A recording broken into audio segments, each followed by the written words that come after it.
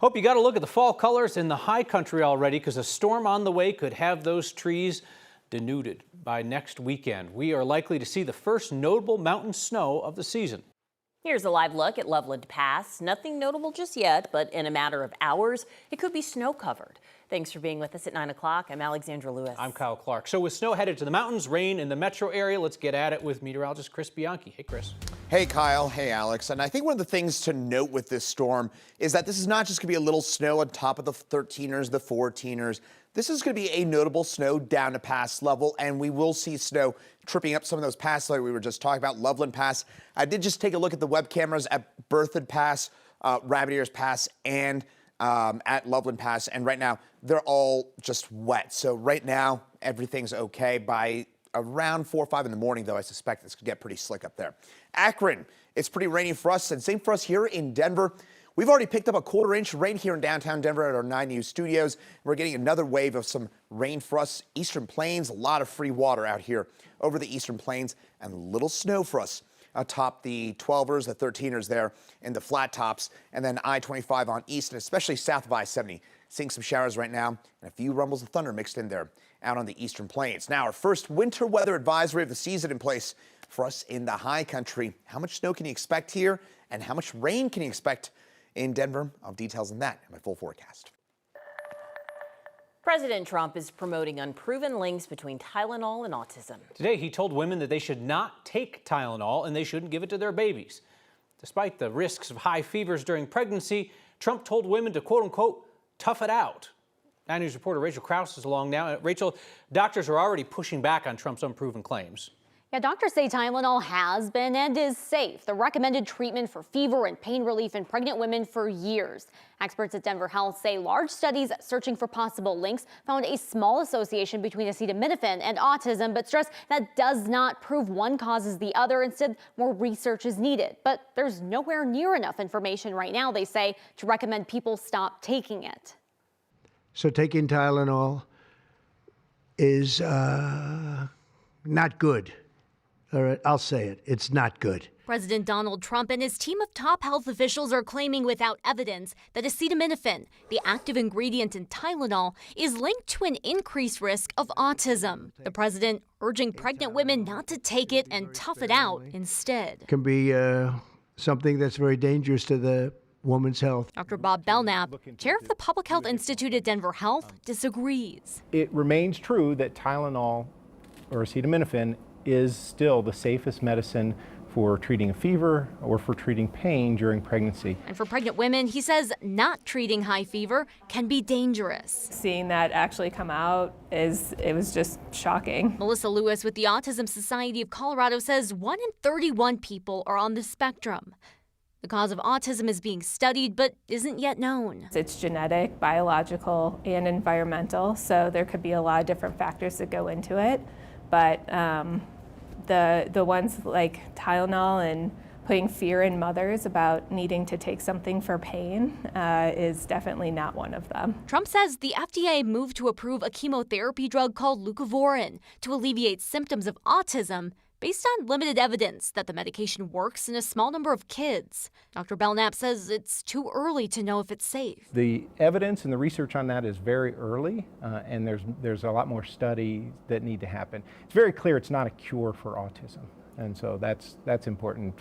I don't want people to have the false idea that a cure has been discovered and it's being kept from them. Lewis worries even without evidence, those eager for a treatment will take it. It's really hard because, families do look for treatments and things like that, and we just want these families to know that there is scientific, ethical data out there, and unfortunately this is just not one of them. Health and Human Services Secretary Robert Kennedy Jr. announced the FDA will issue a notice about the risk of autism and acetaminophen during pregnancy and will begin the process to start a change in the safety label. RFK says HHS will also launch a public service campaign. Rachel Krause, 9 News. One of the largest measles outbreaks in the U.S. is now centered near Colorado and bordering areas of southwestern Utah and Arizona. Authorities say in southwest Utah, all but one of the 23 confirmed cases are among unvaccinated school-aged kids. In Mohave County, Arizona, which health officials believe is connected to the Utah outbreak, there have been 42 confirmed cases of the highly contagious virus. An NBC News investigation done in collaboration with Stanford University has found that much of the U.S. doesn't have the vaccine protection to prevent outbreaks of communicable diseases such as measles. The Arvada Fire Department is mourning the loss of one of their own tonight. Today they announced the death of retired firefighter Kevin Yakavetta. He passed away Friday after battling cancer. Yakavetta served Arvada Fire for more than 33 years. He earned their Medal of Valor more than a decade ago. He was severely burned while rescuing a fellow firefighter from a house fire. Yakavetta's death is considered to be a line of duty death because his cancer was linked to his firefighting service. A memorial now stands in Grand Junction honoring two CDOT workers who were killed on the job last year. CDOT shared these pictures of the new memorial honoring 43-year-old Trent Umberger and 23-year-old Nate Jones. Those men were doing maintenance on the side of Highway 6 last September when a driver hit them. CDOT says they did everything right. They wore their vests, their trucks had the lights activated, but a driver ran off the side of the road and hit them. That driver pleaded guilty last month. He's set to be sentenced in a couple of weeks. So we now know that a retired Aurora police detective who took home case records was disciplined back in 2020 for mishandling dozens of investigations. Some of those cases could not be tried as a result. Last month, APD Chief Todd Chamberlain acknowledged this retired detective had records from 90 cases stored in a crawl space in his home. A new document obtained by 9 News Investigate shows that detective was suspended 5 years ago, said he had 68 overdue cases. Some were past the statute of limitations and just had to be dropped.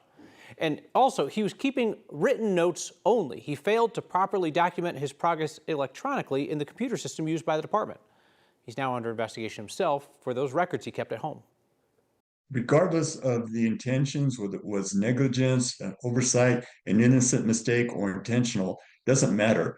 When it comes to law enforcement, it's the mere appearance.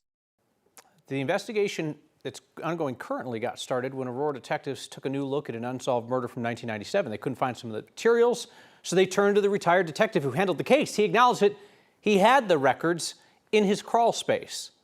This now retired detective has not been charged with a crime, and that's why we're not naming him for now. A woman who died in a climbing accident in Idaho Springs, was guiding a group. Idaho Springs police released her name today, identifying her as 26-year-old Olivia Copeland. They say she lived in Fort Collins. She worked for Ava Rafting and Zipline. According to police, she was helping climbers through the Mount Blue Sky Via Ferretta course Sunday afternoon when she died and fell. Several agencies, including the state's Department of Labor and Employment, are now investigating. We reached out to Ava Rafting and Zipline. They described Olivia as full of life, writing in part, what made her such an amazing guide was her love for building a genuine connection with every single person she met. She taught all of us how to be more positive, curious, and kind human beings. She will be deeply missed. A Coloradan is going to avoid prison time for her role in the death of a dog breeder in Idaho Springs. Back over here, please. Today, Anna Ferrer pleaded guilty to accessory to a crime and a misdemeanor theft charge. It's her husband, Sergio Ferrer, who's accused of shooting and killing Paul Peavy in the summer of 2024.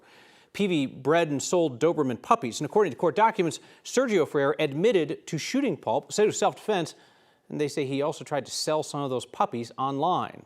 Sergio's due back in court next month. Tonight, we have an update for you on the two hunters found dead last week in Southern Colorado. The Conejos County coroner says the two men were killed by a lightning strike. Our Phil Lipoff is here now with what we know. Phil? Kyle, Alex, this whole ordeal, as you would imagine, has been incredibly difficult for the families of these two men. Andrew Porter and Ian Stasco, both just 25 years old, were elk hunting in the San Juans near the New Mexico border. They hadn't been heard from since September 11th. On the 12th, a storm hit that area and came in with lightning. They were found on the 18th, about 2 miles from the trailhead. Porter's fiance tells us the pair didn't have all their gear with them at the time that storm would have rolled through. According to the Centers for Disease Control, about 40 million lightning strikes hit the ground here in the U.S. every year. Getting struck by lightning, though, is rare. In any given year, the odds, less than 1 in a million, and 90% of all lightning strike victims do survive. Here in Colorado, from 2015 to 2024, there were 8 deaths from lightning. That, by the way, is the 5th most of any state over that time period. Phil Lipoff, 9 News.